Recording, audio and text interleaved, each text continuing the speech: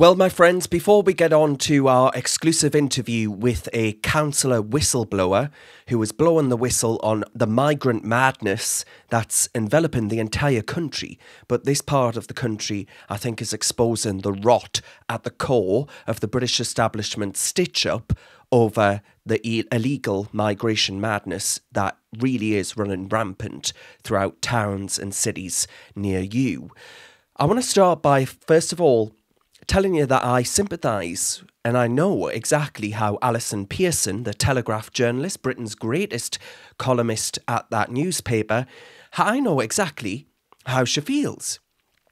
When I saw that story about her being investigated by the police, I had flashbacks, right, to my own brush with Britain's policing priorities back in 2020. You might remember, if you've been following this channel long enough, when the coppers came sniffing around me over the David Starkey interview about Black Lives Matter during the madness over some dead criminal in the United States of America. Not because I said anything untoward, mind you, but because apparently platforming someone's views makes you guilty of stirring up racial hatred. That's what I was investigated for, threatened with arrest and all the rest of it. Exactly the similar kind of thing that Alison Pearson stands accused of today. I have a non-crime hate incident recorded against my name. So that means, friends, if I ever wanted to go into any job that requires a deep background check, well, jog on, I couldn't.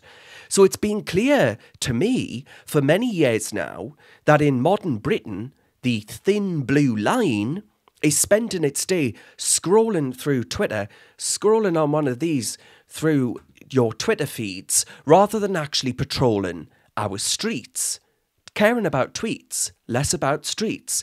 It pats its back over a collective penchant for so-called non-crime hate incidents, actually over-focusing on your priorities, which I assume you'll agree with me, are tackling real crime life ruiners, not those with an opinion that you might agree or disagree with.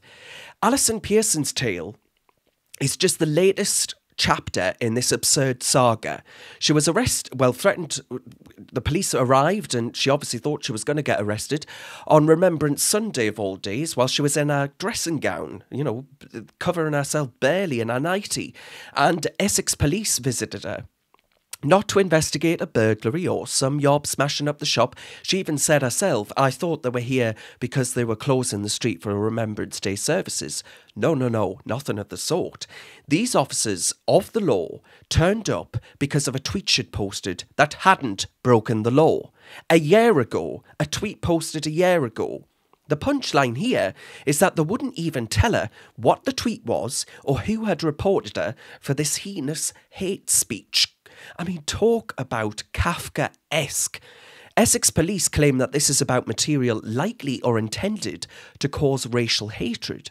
But even that explanation, it feels about as sturdy as this Labour government, to tell you that much. A wet paper bag would have more force and structure.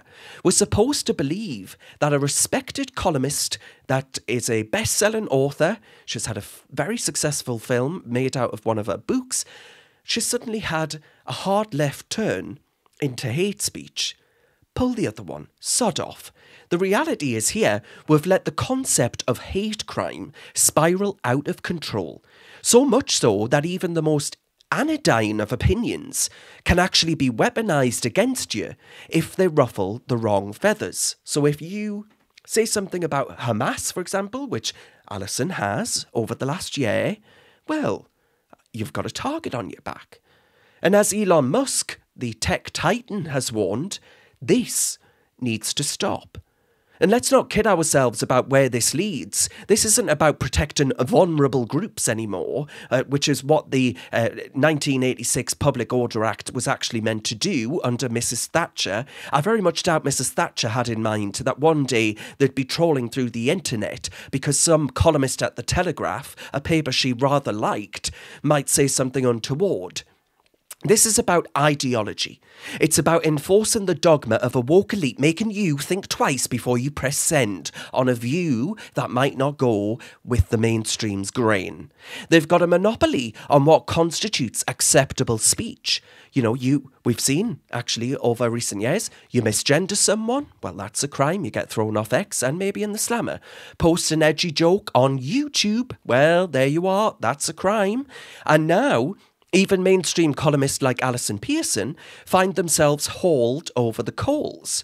But are we surprised? Are you at home surprised? Let me know in the comment section, because I don't think we should have allowed it to ever get this far. We've allowed creeping censorship to infest our laws to the point where the police are effectively acting as the armed wing of the cancel culture vultures, armed by Stonewall and these other pressure groups.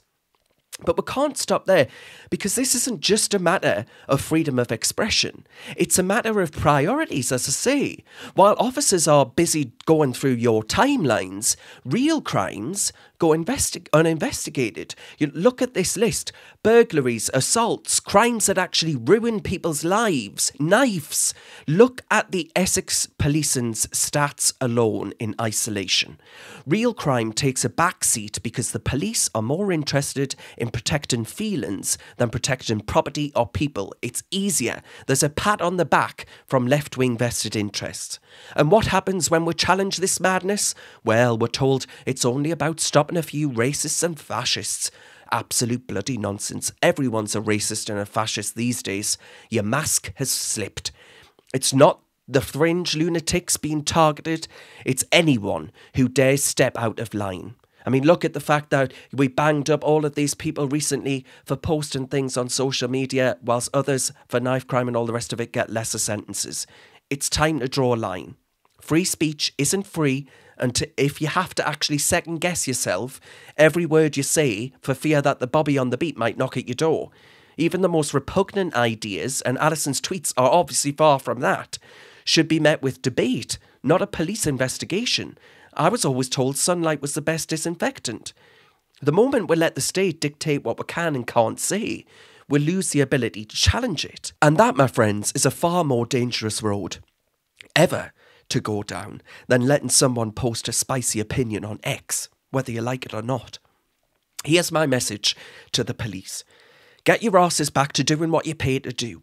What Robert Peel, founder of the police, established you actually to do.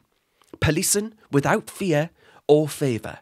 Stop playing the part of the woke mob's enforcers and start protecting the public.